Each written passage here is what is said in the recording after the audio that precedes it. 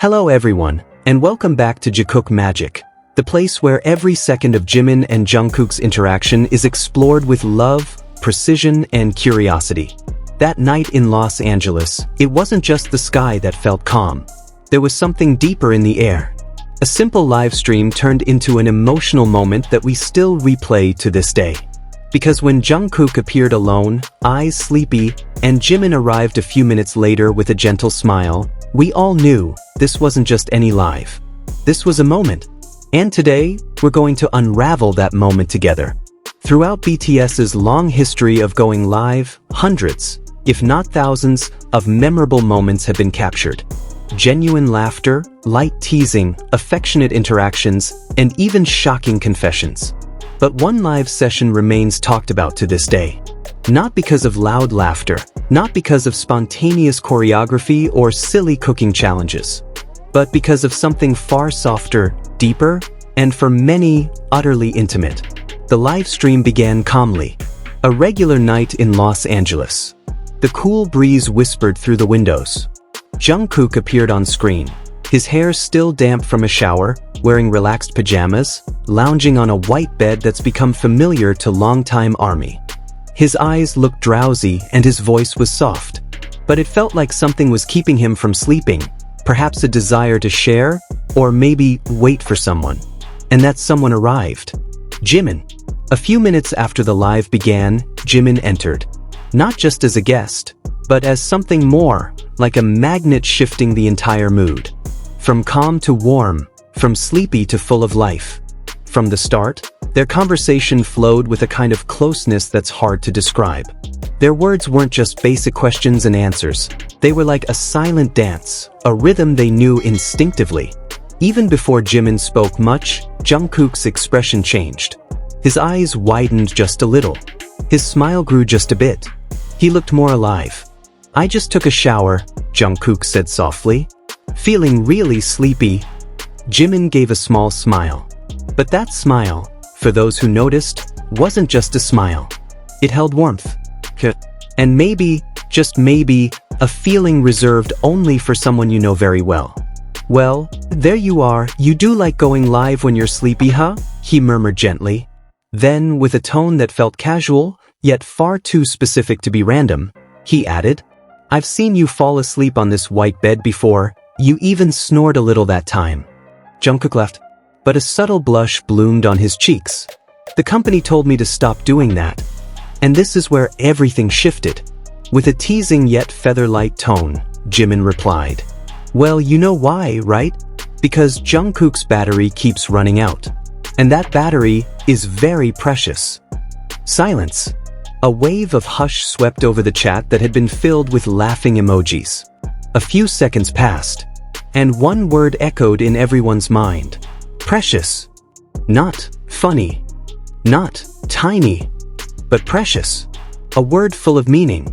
A metaphor that could be interpreted playfully, but also had the power to take your breath away. Jungkook froze for a moment. Then his eyes widened, trying to laugh off the moment. "Excuse me? I'm stepping out for a second," he said, pretending to be flustered, but it sounded more like someone who got caught off guard and didn't know what to do. Jimin, of course, looked down. His smile was either apologetic or maybe mischievous. "Sorry," he whispered, but his eyes were smiling.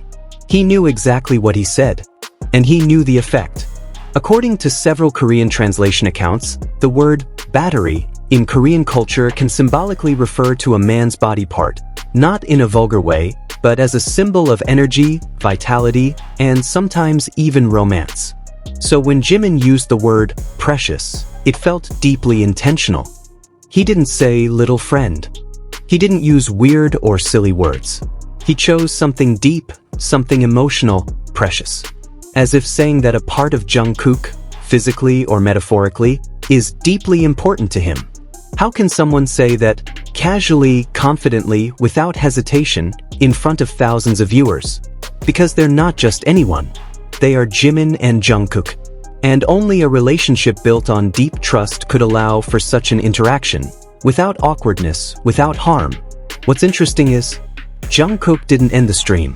He didn't change the topic. In fact, he leaned into it.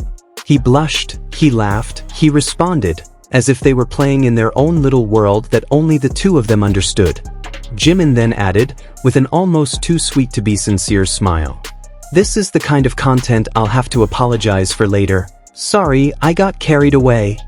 But anyone could see he wasn't truly sorry.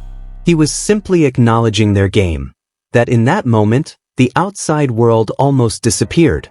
It felt like just the two of them. On a live stream, yes, but it felt like a private room. Jungkook, with his usual charm, responded with a grin. "Your mouth's slipping again, huh?" And they both laughed. That laughter wasn't public laughter. It was the laughter of two people who've known each other for a very long time. Who know their limits, and how to cross them without causing pain. That short moment sparked huge reactions. ARMY were torn between laughing, blushing, being confused, or falling into stunned silence. Because moments like that are rare. So raw. So personal. But not everyone understood it correctly. One account mistranslated Jimin's words as, "Jungkook's little friend is cute," which sparked a wave of jokes that bordered on mockery. But that's not what Jimin said. And those of us who really listened knew that the meaning behind it was much softer. That moment wasn't about adult jokes. Not just about innuendos. But about a secret language born from genuine closeness. When words don't need explanations. When laughter is a sign. Jikook Live 2025 stands as proof that their relationship has grown beyond typical labels. Not just co-workers. Not just friends. But something more. Two souls who found comfort in each other.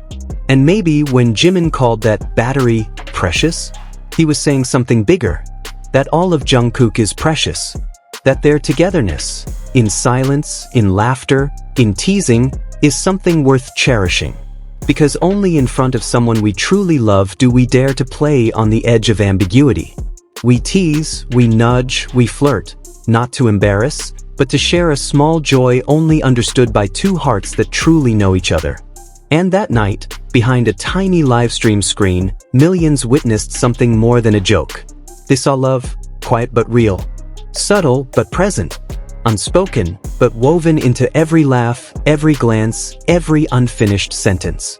Jikook Live 2025 doesn't need a confession, because for those who paid close attention, everything was already said in silence.